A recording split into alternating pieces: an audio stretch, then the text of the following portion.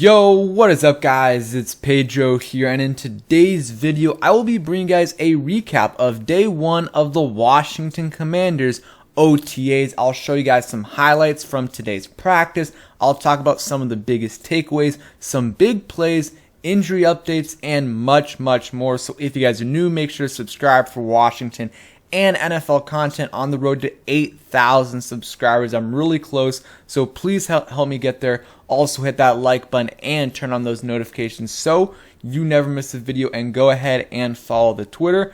First link in the description. Now let's get right into the video. So we'll first start off with some of the highlights from today's practice. So we got a bunch of things from, Carson Wentz throwing to Jahan Dotson, Taylor Heineke, Curtis Samuel. He looked really good today. We're going to talk about that. We got some highlights from the linebackers, including Jamin Davis and D lineman. We got a bunch of different highlights. So we're going to go ahead and start with that right now.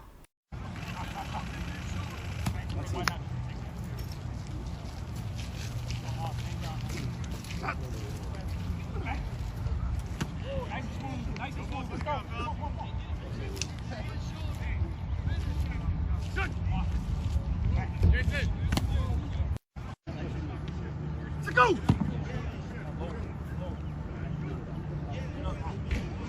Ooh, 80, let's go!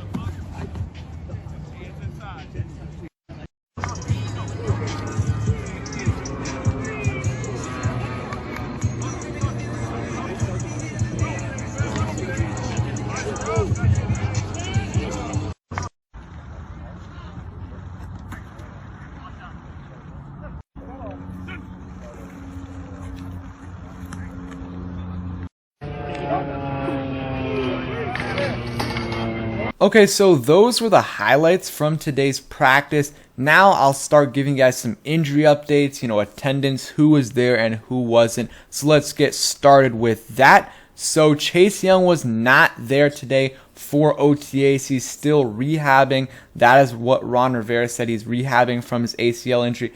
Again, it's voluntary. I don't have a huge issue with it. Although it would be nice if he was there, but Logan Thomas, who's recovering from a torn ACL, he is there. Tyler Larson, who's recovering from a torn Achilles or ruptured Achilles, he is also there. So maybe Chase Young thinks that the rehab he's getting there is much better than what he could get here, and if that's the case, then I totally understand it. But rather have him here than there. But at least he has an excuse. It's voluntary, first of all, and second of all, he's recovering from his ACL injury. But would be nice if he would be there. Montez Sweat and Cam Sims were both out, for personal reasons. And I think, Ben Standig was saying Cam Sims had a really good reason to not be there. Not sure what the deal is with Montez Sweat. I think he's expected to be there tomorrow. And then Terry was not there for contractual reasons. All updates from Ron Rivera, and they said, I think Ron Rivera said they're working on a deal with Terry. There's ongoing discussions. Can't get into much details on that. So let's hope a deal can get done soon, because I don't want this to drag into training camp and the season, because if it isn't done, but I don't think it's we should really worry about it too much right now. But if we're into a few days before training camp, that's when I'm starting to worry. And then if we hit training camp and there hasn't been a deal done yet, that's when I'm really going to start to, start worrying a lot if, a deal isn't done by then. And then these are the side field crew guys from today. Logan Thomas, ACL injury. Chase Roulier, leg injury. Larson, Achilles, and then Sammis Reyes. Don't know what, injury he has, but, Sammis Reyes, last year he had a few injuries, concussion. I think he had a hip, knee, he had a bunch of injuries last year. So let's hope he is all good. And Chase Roulier, of course, recovering from that. I think it was broken leg, but I think Ben Standig reported a couple months ago that it is trending in the right direction and he should be good for the start of the season. So that right there is good news. We'll see about Logan Thomas. Good that he's there. He's a team captain, I believe. And yeah, he's a veteran in this locker room, and it's good to have him there. Hopefully he's ready for the start of the season. Not too optimistic about that though. So, and then, Curtis Samuel looked really good today. You guys saw some of those highlights. There was even more, highlights of him making some really good cuts. It was rainy too. You have to think about that. It was very rainy, and he had no limitations on him. So I really think right now Curtis Samuel is 100% healthy, and it was good that he wasn't on the side field, no limitations, and he's good to go. So that is great news for sure. Let's see what other things. So, the running back rotation kind of looked like Antonio Gibson, J.D. McKissick as, the main two guys, with Brian Robinson getting the work with the twos. Again, though, I think it's early, like JP Finley said, and I think that eventually it'll be Gibson and Robinson getting most of the carries, with McKissick being the primary pass catcher. And, JP said McKissick looks good. Looks like he's fully recovered from that injury. So that is good news, because that was a little bit of a concern. It was a neck injury and wasn't sure, we weren't sure how he would recover from that, but it's good that he looks good. Again, though, it is only May. We have so much time until all these things, unfold. Some other things: no joint practices for the Washington Commanders this off season. So a lot of fans wanted that, even media members. I think it's a good idea, but sometimes it just doesn't work out. Like, whatever teams you have in the preseason, they don't want to have, they don't want to get it done. They don't want to have a joint practice, and you're kind of limited by that, because, there's only 3 teams you can really do it with. So I guess that was kind of the limitation for Washington. But I think joint practices are a good way to, help, especially your starters, get some kind of live action, and not only live action, but go up against different players, because they're going up against the same players every day in practice. Going up in joint practices, you're going up against a totally different team. That would have been nice, in my opinion. Another thing, Troy Apke was kind of working with the safeties, so I guess the cornerback experiment did not work. And if he's a safety, I really don't think he's making the team, because you look at it right now, you got Cameron Curl, Bob McCain, and Percy Butler as locks. And some teams only keep 3 safeties, but then you got Derek Forrest, who I think is already played a lot in special teams last year, was a 4th or 5th round pick by this regime. I think it was a 5th round pick. So I think they would keep him, and that's 4. And then Jeremy Reeves is a much better safety. And Percy Butler is already, he's going to be a special team stud probably already in his rookie year. So that, you don't have to keep Apke unless he actually looks good on defense, because he's expendable. Like, you can replace him with Percy Butler or with, Derek Forrest. Both of those guys, I think, have a chance to make Percy Butler is going to make the roster, but Derek Forrest also has a solid shot to make the roster. So kind of going now through some plays that happened in today's practice. De'Ami Brown had a nice one-handed catch from Wentz, and again, it was rainy out there, so that's good to hear. De'Ami Brown, we don't need I don't need De'Ami Brown to go out there and have a 900-yard season. Of course, I want that. That would be great. But if De'Ami Brown can go from whatever he had, like 200 to like 550 to 600, like, that's a big jump. And then in your third year, that's when you make the really big jump from maybe 600 or 550 to 800. And De'Ami Brown doesn't need to be a number 1.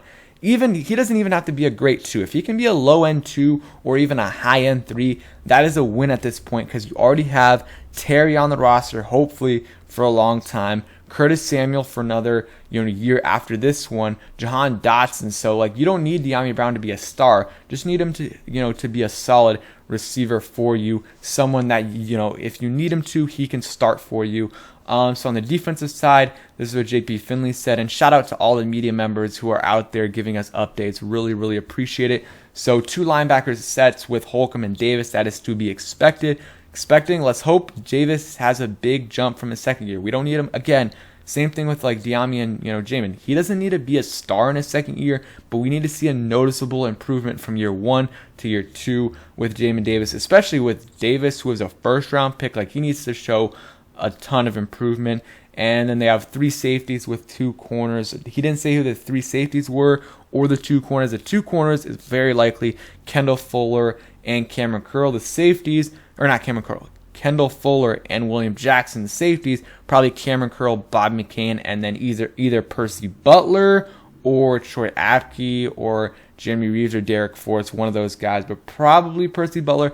Not completely sure though, but good to see De'Ami Brown make a nice one-handed catch. Hopefully the Commanders post that on their Twitter or whatever, so we can see what they do. And now going through some things that Zach Selby says. He says, as some pointed out, Curtis Samuel was at practice today and looks healthy. Samuel has said that he feels like his former self, and it looks like he's backing that up. And then, first deep pass of the day from Taylor Heineke to Alex Erickson. I think he will make the team.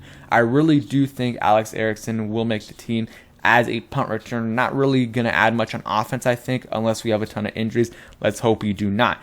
And then Carson Wentz had a nice 15 to 20 yard pass to Jahan Dotson. Good, it's good to see those guys show some chemistry early on. That is what you want to see. Jahan Dotson, we need him to have a good rookie year. Like, he's a first round pick.